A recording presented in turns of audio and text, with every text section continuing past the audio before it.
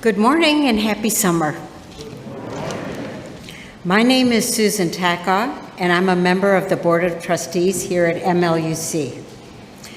In this Unitarian Universalist space, we gather not because we all believe the same thing, but because we are committed to traveling together, seeking meaning, practicing compassion, and building a world rooted in love and justice. Today, we turn our hearts towards connection, the kind that deepens when we truly see one another, listen with care, and show up in ways that matter. A warm welcome to all of you who are joining us today, whether you're in this room or online. Good morning. And a special welcome to those of you who are visiting for the first, second, or third time. We're so glad you're here. I hope you'll join us after the service for coffee, tea, or snacks across the hall in the fireside room. It's a wonderful opportunity to get to know each other and to see the beauty of this church. Our worship team today will be led by Yvette McDonnell, our congregational life coordinator and ministerial intern, and our Director of Learning and Family Ministries, Dawn Star Sarahs-Borchelt. Our music will be provided by Greg Fiorentino on piano, and our worship associate today is Tina Adams. And of course, thank you to our media team. I want to remind you that there's always a lot happening here at MLUC, so look on the back of your program, and for some items, look at the QR code. And you can also visit our website at mluc.org. So now, kindly silence your electronic devices, and then let us join together in affirming our mission statement. Oops. Together, we transform lives through love, service, and our welcoming faith.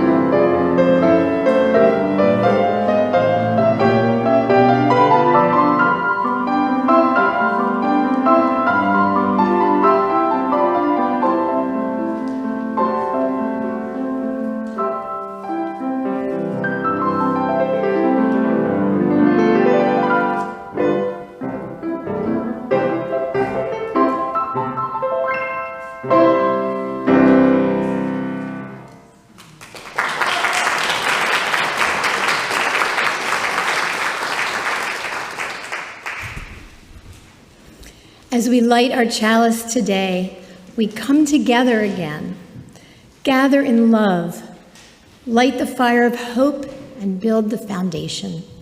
Commit together again, gather in truth, light the fire of freedom, build the entryways. Continue together again. Gather in community, Light the fire of the future. Build the shelter. Now please rise in body or in spirit as we sing together. Hymn number 346, Come Sing a Song with Me.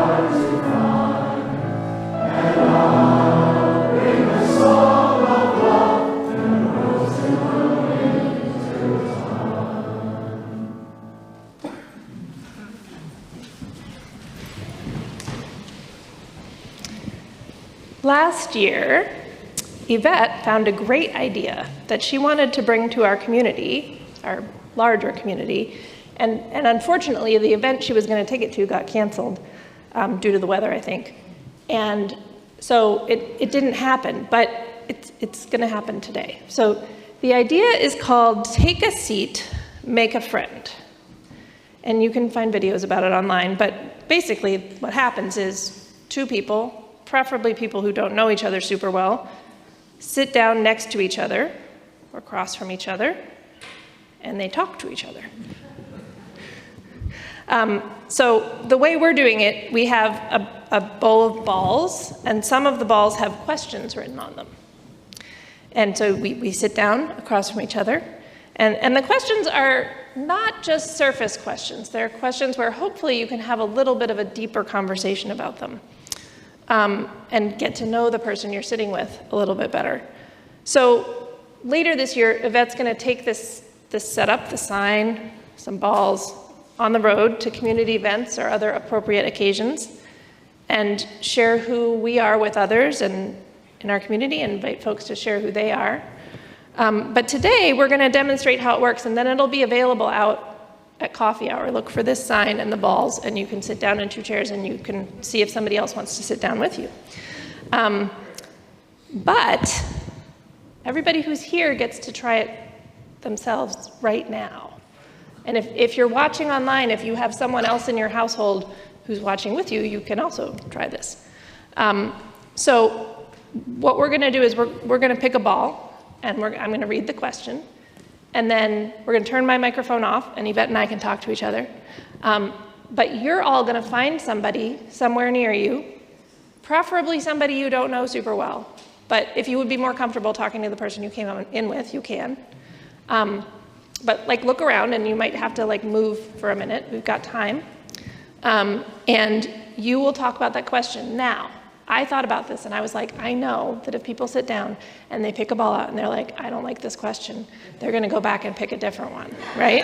That's how people are. So if you really hate the question that I pick out of the bowl and you don't want to talk about it with anybody, you can come up and look for a different question if you would like. But I encourage you to try the one that we pick out because it's probably not that bad. And then once we sort of feel like the conversations are starting to die down, we'll ring the chime and bring you back together and we'll move on to the next part of the service. But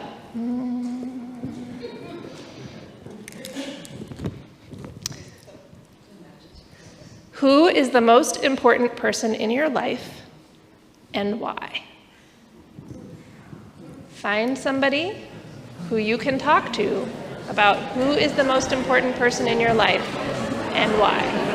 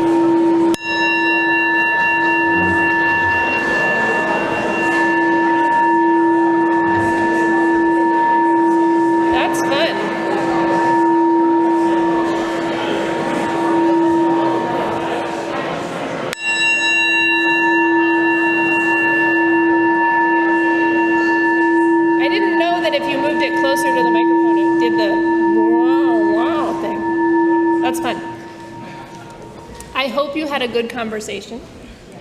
I did. And I would like to invite children and youth to come meet me in the atrium, and we'll figure out what we're doing next.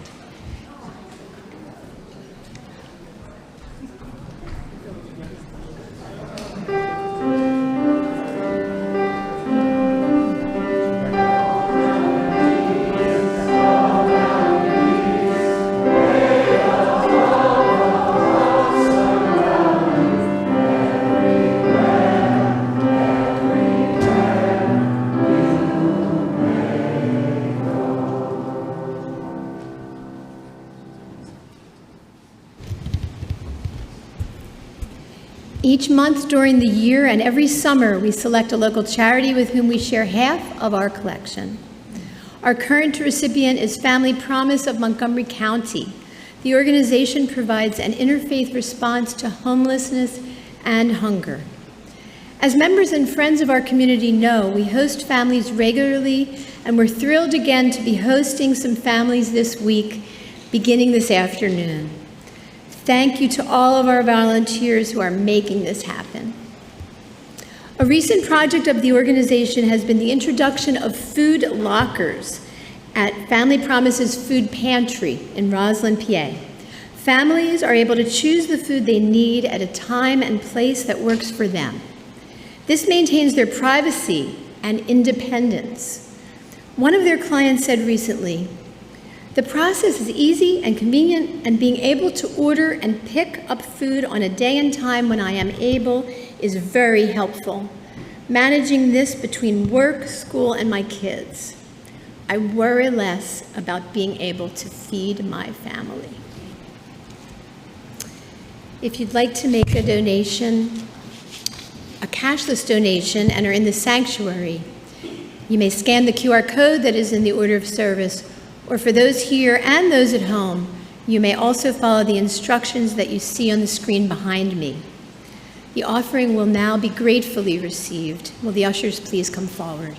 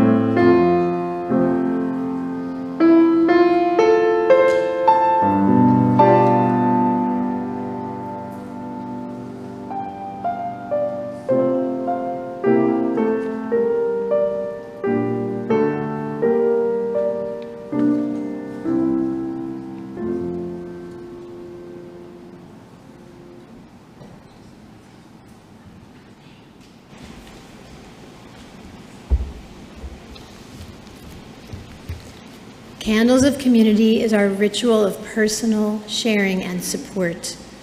We join together as we light a candle and say, "We hold you in our hearts." I have an anonymous quote. The candle loses nothing by sharing the light. No members have asked us to share today, but we light a candle for all joys, concerns, or sorrows that are left unspoken or are just too deep for words right now. And we hold you in our hearts.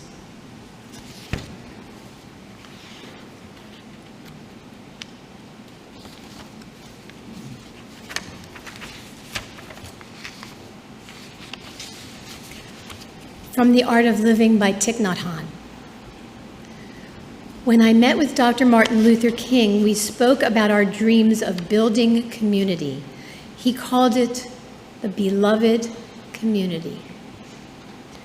A beloved community is a community of people who share the same aspiration and want to support each other to realize that aspiration. If we want to grow on our spiritual path, we need a community and spiritual friends to support and nourish us. And in return, we support and nourish them like cells in the same body. On our own, without a community, we cannot do much. We need a community of like-minded friends and colleagues to help us realize our deepest dreams. The key elements in a beloved community are love, trust, joy, harmony, brotherhood, and sisterhood. When we can generate understanding and compassion in our way of being and working together, everyone we interact with feels that energy right away and is able to profit from it. We can create moments to listen deeply to one another's insights and difficulties, or a relaxing moment with tea and cookies where we take time just to be fully present with each other. Our community can become a source of support and a place of refuge for many people. We nourish our community in our lifetime, and it carries us forward into the future.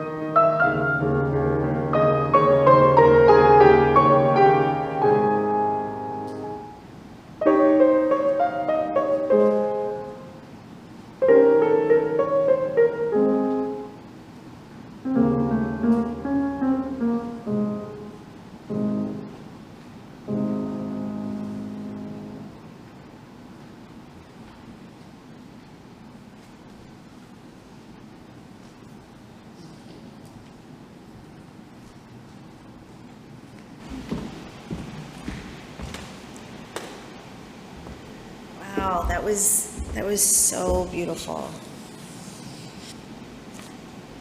Good morning, everyone. Good morning to the people who are joining us online. I hope you all are doing well.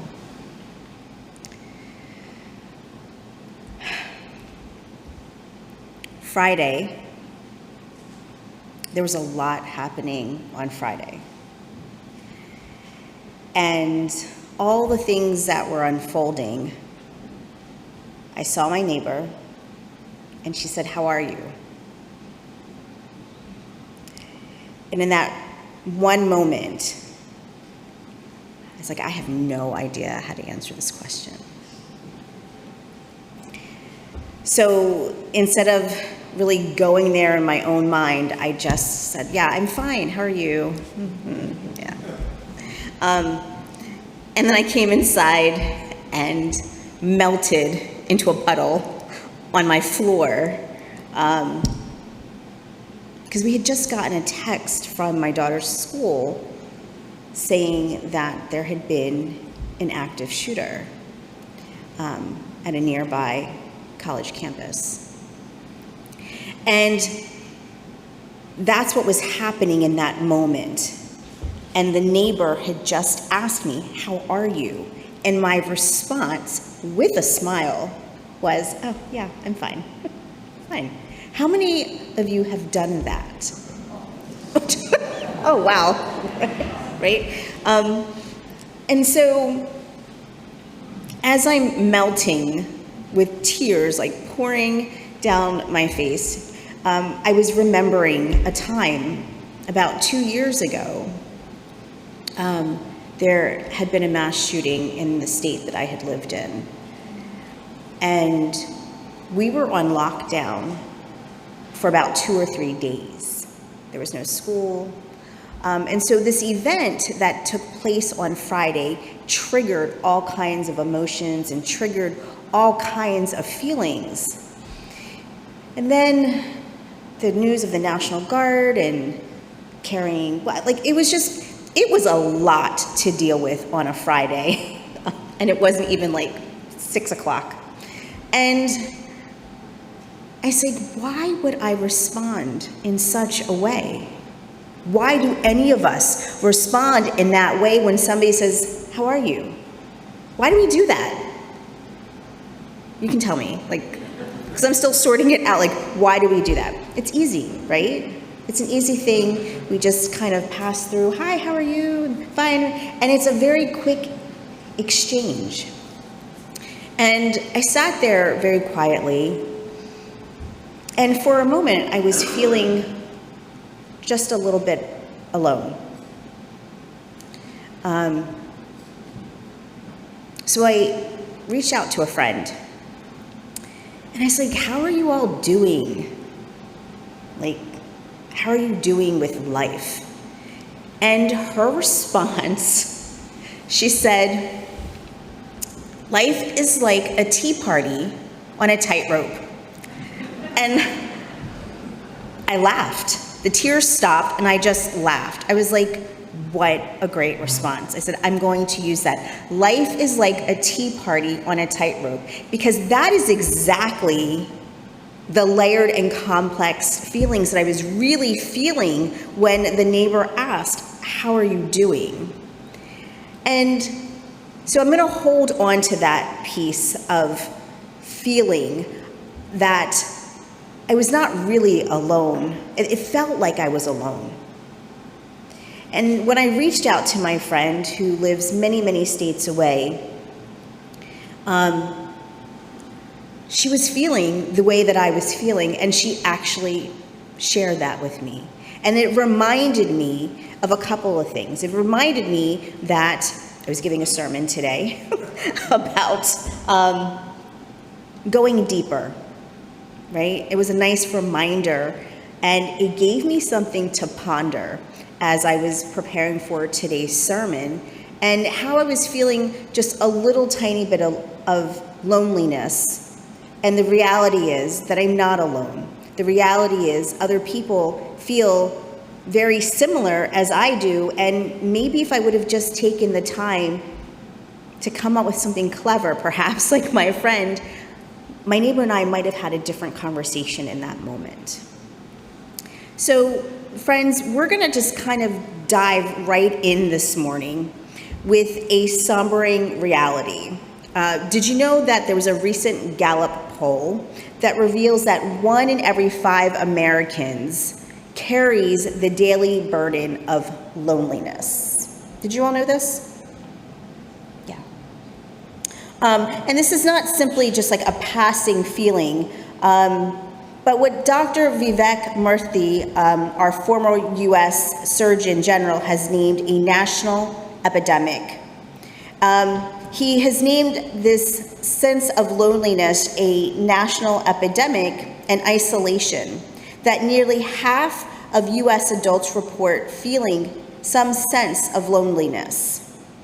It's this sense of disconnection that isn't just emotional weight, but it's a health hazard to feel lonely, to be alone. It's a chronic loneliness that increases the risk of premature death by 29%. I see some of you shaking your head. Yeah. And that's comparable to smoking 15 cigarettes a day. That's a lot. And raises the likelihood of heart disease, stroke, and dementia. Now, this is not a fun way to start a service. Me in a puddle and all of this. But it's really important that we talk about it. And there are things that we can do to kind of combat this sense of loneliness and social isolation. And in the moments when personally I am feeling that, because I do feel it, I'm human, in those moments that I feel a little bit isolated, I feel a little bit alone, I find that reaching out and talking, that works really well for me. I reach out to my inner circle. And so my inner circle are my friends, my new friends, associates that I'm making, my family members, and even my work colleagues. And just taking a time to slow down, just to kind of chat a little bit. And then I also find that working in my outer community, so my outer community would be like chatting with my neighbor a little bit longer. It would be going out, when I go to the farmer's market, or when I go to the supermarket, or when I just take a walk and there's a lot of people and you just pass pleasantries of hello. I find when I engage in my inner community and my outer community, that sense of loneliness shifts, and there's a difference. I feel the difference. And it's not so simple all the time as just going out to the store, but it's really about practice, right? It's about practicing living into the ability to go just a bit deeper.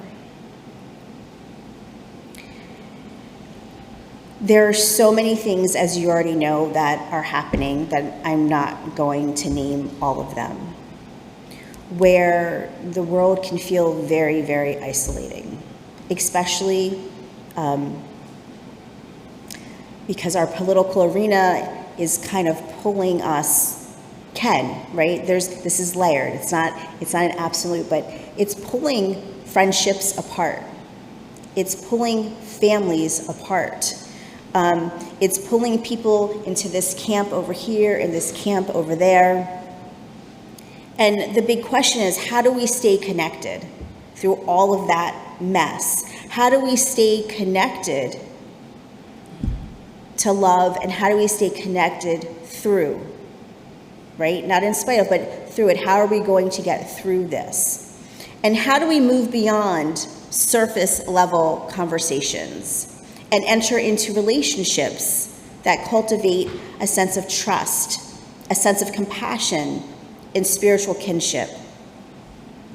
How do we listen It's really difficult. I find it to be very difficult, particularly now.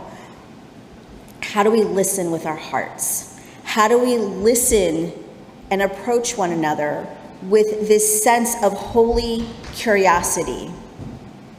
And how do we nurture our connections that reveal the divine spark that lives in each and every one of us?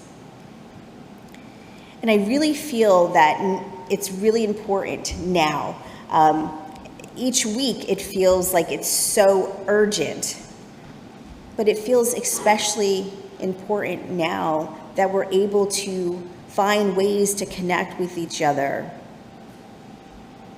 find ways to center our UU values, find ways that we can sit with our neighbors, welcome in the stranger and the seeker beyond the thresholds, and dive deep into conversations that will illuminate something within inside of each of us.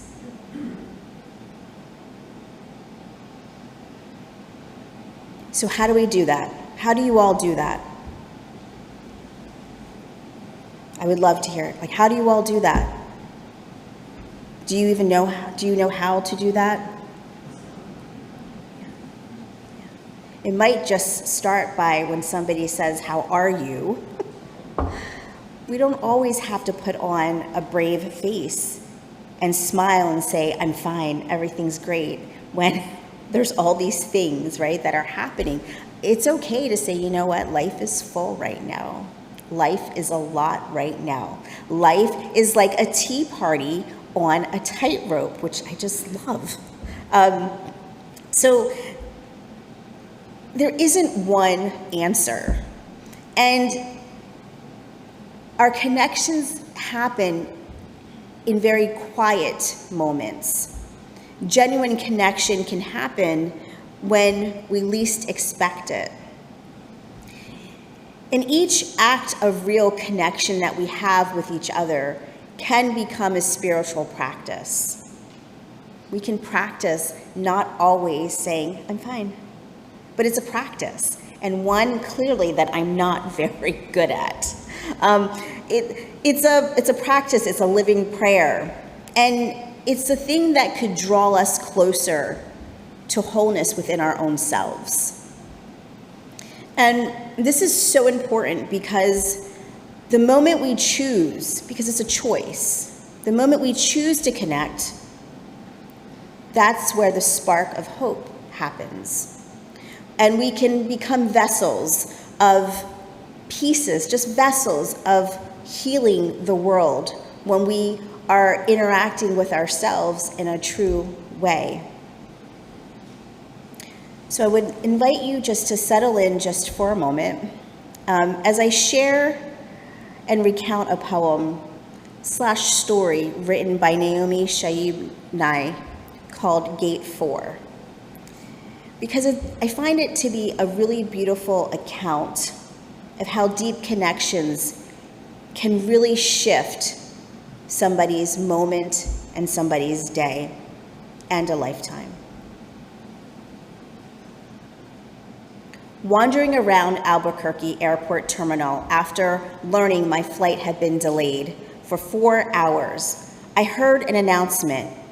If anyone in the vicinity of Gate A4 understands any Arabic, please come to the gate immediately. Well, one pauses these days. Gate A4 was my gate. I was there. And an older woman in full traditional Palestinian embroidered dress, just like my grandma wore, was crumpled on the floor, wailing, "Help! Help!" said the flight agent. So I talked to her. What is her problem? What's going on? The flight agent said, "We told her that her flight was going to be late, and she did this." And I stooped to put my arms around the woman and spoke. The minute she heard any words she knew, however poorly used in Arabic, she stopped crying. She thought that her flight had been canceled entirely, and she needed to get to El Paso for a major medical treatment the next day. And I said, no, we're fine. You'll get there just later. Who is picking you up? Let me call him. We called her son.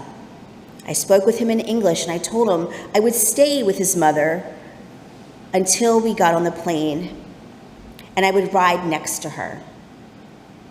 She talked to him. Then we called her other sons, just for the fun of it. Then we called my dad, and he spoke with her for a while in Arabic and found out, of course, they had 10 friends in common. Then I thought, just for the heck of it, why not call some Palestinian poets I know and let them chat with her? This all took up 2 hours. She was laughing a lot by then, telling of her life, patting her knee, answering questions. She had pulled a sack of homemade mahmoud cookies, little powdered sugar, crumbled mounds stuffed with dates and nuts from her bag, and was offering them to all the women at the gate. To my amazement, not a single woman declined one. It was like a sacrament. The traveler from Argentina, the mom from California, the lovely woman from Laredo, we were all covered in the same powdered sugar and smiling. There is no better cookie. And then the airline broke out free apple juice from huge coolers, and 2 little girls from our flight ran around serving it, and they were all covered in powdered sugar too. And I noticed my new best friend. By now, we were holding hands, and a potted plant poking out of her bag, some medicinal things with green furry leaves. I thought, such an old tradition. Always carry a plant. Always stay rooted somewhere. And I looked around the gate of late and weary ones. I thought, this is the world I want to live in. The shared world. Not a single person in that gate, once the crying of confusion stopped, seemed apprehensive about another person. They took the cookies. I wanted to hug all the women. This can still happen anywhere. Not everything is lost. Friends, not everything is lost. And we can move beyond surface conversations and connect deeply by starting small, by starting with our own communities here. And each act of genuine connection affirms our shared humanity. And as I say every time I'm up here, connection is not easy work. And it takes a little bit of effort, but it is a way we can embody our faith into action. Because every time we choose connection over isolation, we help create the world we wish to see. A world grounded in love, a world grounded in justice, and a world grounded in interdependence. There's an old saying, you might have heard it. It's about taking time to sit a spell. Have you all ever heard that, sitting a spell with somebody? It's about slowing down. It's about sharing coffee. It's about sharing a cup of tea and a few minutes with someone and just being together. Nothing more. When we take the time to sit a spell, like the woman at gate 4, we give ourselves a chance to really listen and connect. And that's how we start to put down roots and become part of something bigger, even if it's just for the here and now. And in these everyday moments, real community really will start to grow. None of us are meant to carry the burdens of life alone, especially now as life can feel bigger than any one of us can handle. So I invite you to sit a spell. I invite you to sit a spell with your neighbors. I invite you to invite somebody out for a meal, a cup of coffee, a quiet walk. And let us be willing to go just a little bit deeper, beyond the surface of chit-chat, to truly listen and hold one another's joys and sorrows. And and when we take time to sit a spell, when we take time to be with each other, regardless where we are connected and we are sharing sacred stories. And it's a privilege. It is such a privilege to be able to sit and hold the container, hold someone else's story. It is sacred. It is an honor.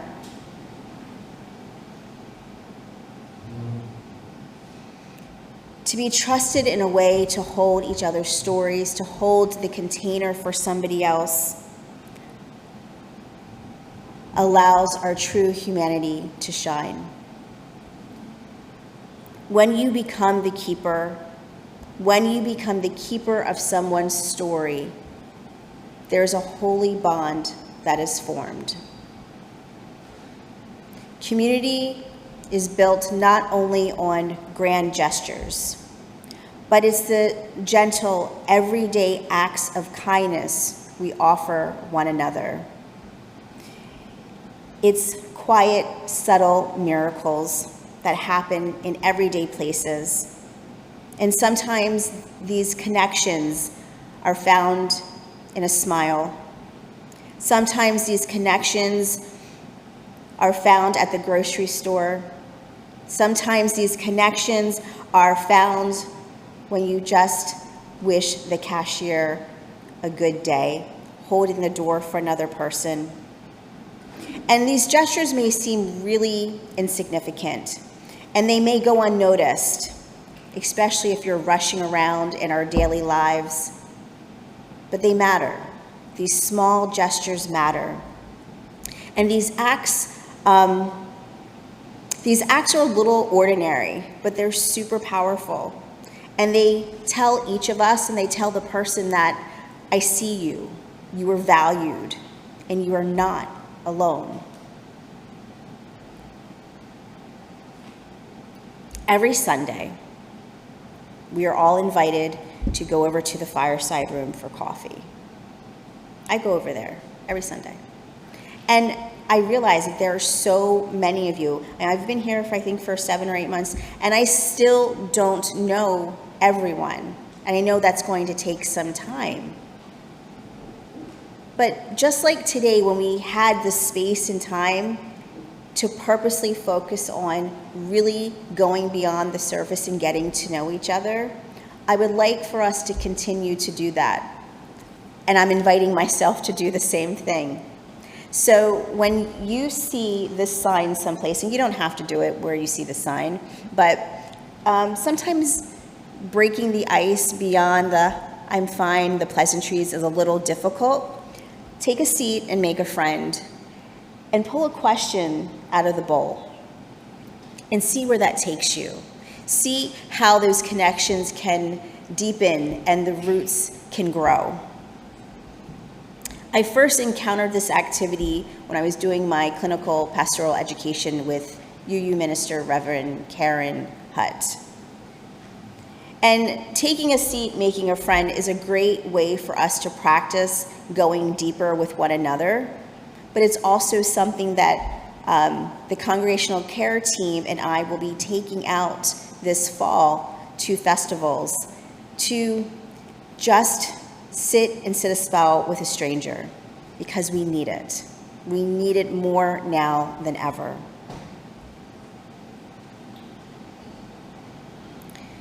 So when we leave here today, If you can do it on your own, that's great. But if you need a little encouragement, grab a ball and sit down and grab a cup of coffee, a snack. And if you already have a friend, maybe you all can get to know just each other a little bit better. And maybe be brave enough to sit with somebody you don't know so well and have a conversation. And with that, I would like to invite us to stand in body, mind, or spirit and sing "We Will Build a Land," hymn 121.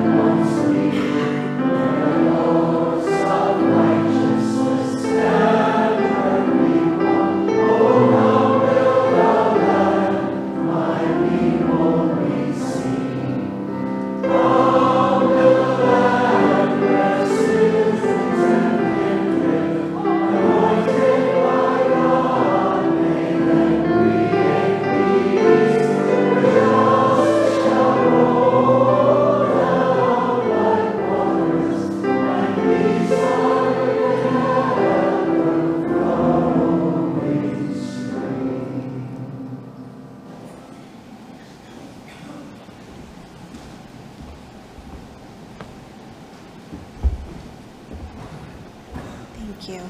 Maybe seated.